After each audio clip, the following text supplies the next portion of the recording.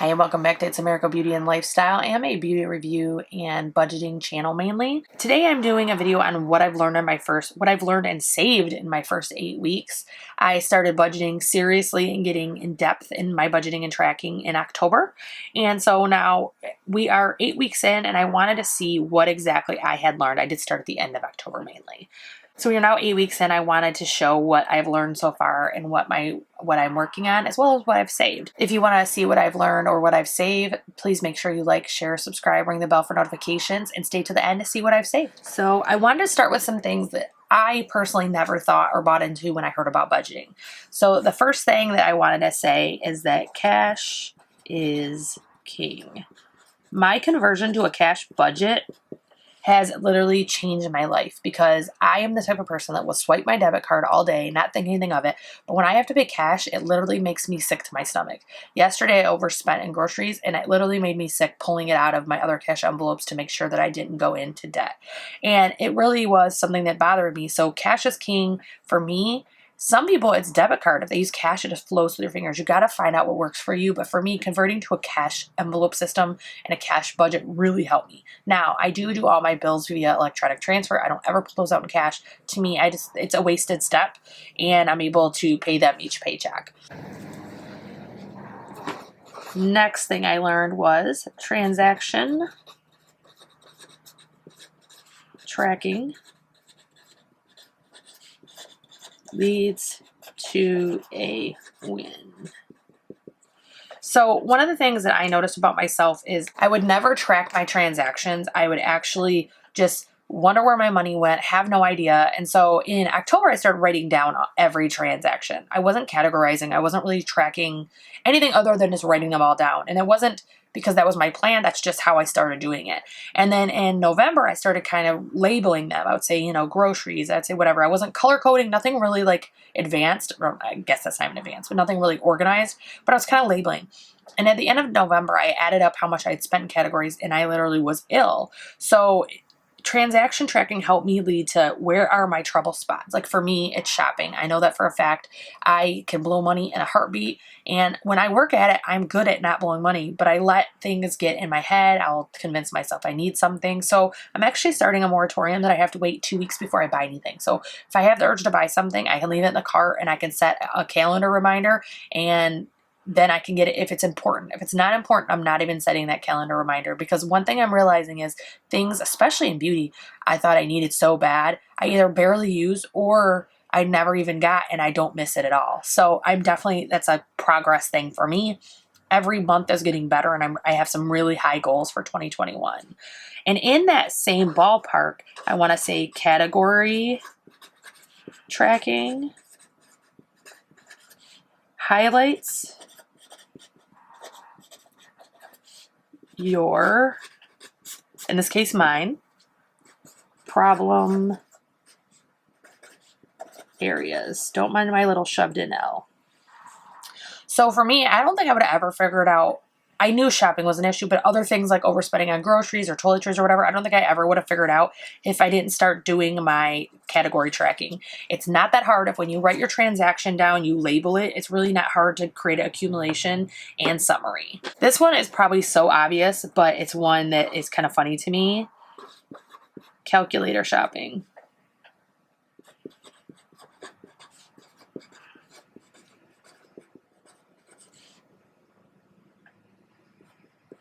That one doesn't even need an explanation, I don't feel like, but my husband uses a calculator when he grocery shops. He's literally almost to the penny every single time, and I'm not. I'm like adding it up, keeping track in my head, and I lose track, and I try to re-add. Or a great example is we went to Myra the other day, and they have you can shop and scan while you are there, scan while you're shopping is a better way to put it.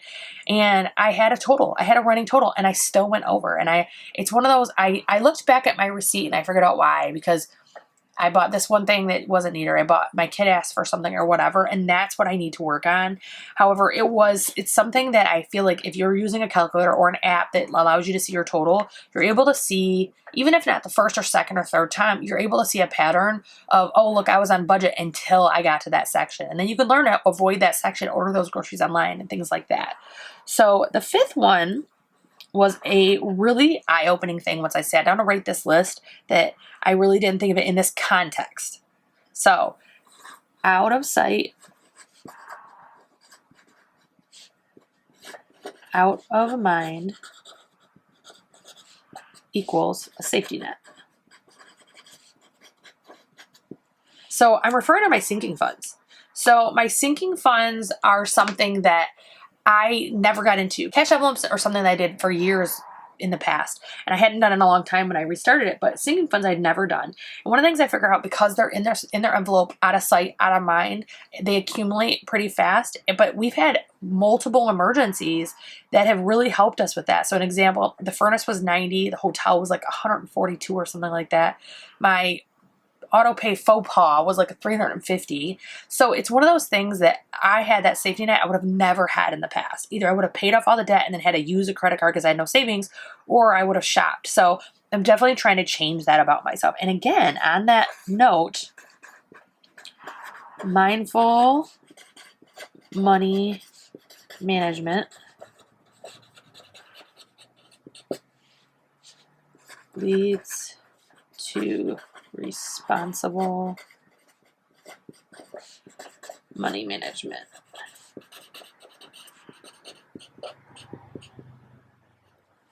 So I'm in a big like self-evaluation period right now. I'm watching what I'm doing. I'm trying to work on certain behaviors.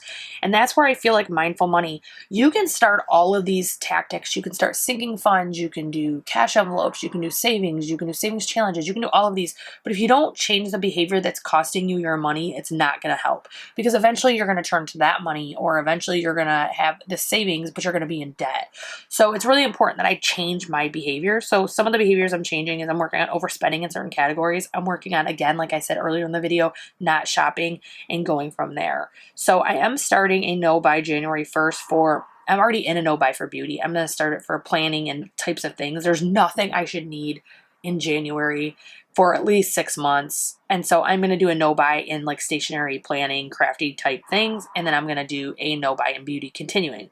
My no buy in beauty, I was very successful in September. October was an absolute joke. I overspent, I mean, like literally by $300. And then November and December, I have not spent anything. So these are my 6 tactics that I realized were helping me win. So where am I at 8 weeks? So my total saved,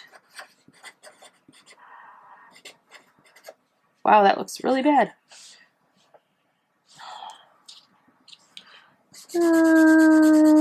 I like literally wrote a word that doesn't exist.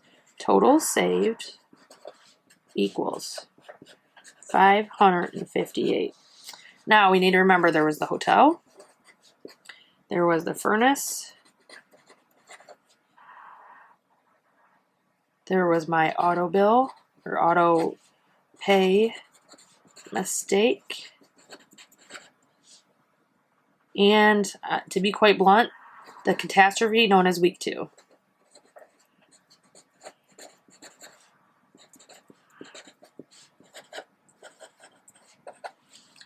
So in 8 weeks, I have saved $558. This is just my cash. And the fact that I had all of these issues and I still save that much, to me shows the system is working. Once I implement more and more of this mindful money, I really believe that this will just skyrocket. So that's what I learned in 8 weeks, as well as what I've saved. I hope if you like budgeting and makeup reviews, I hope that you will like, share, subscribe, ring the bell for notifications, and I hope I see you again soon.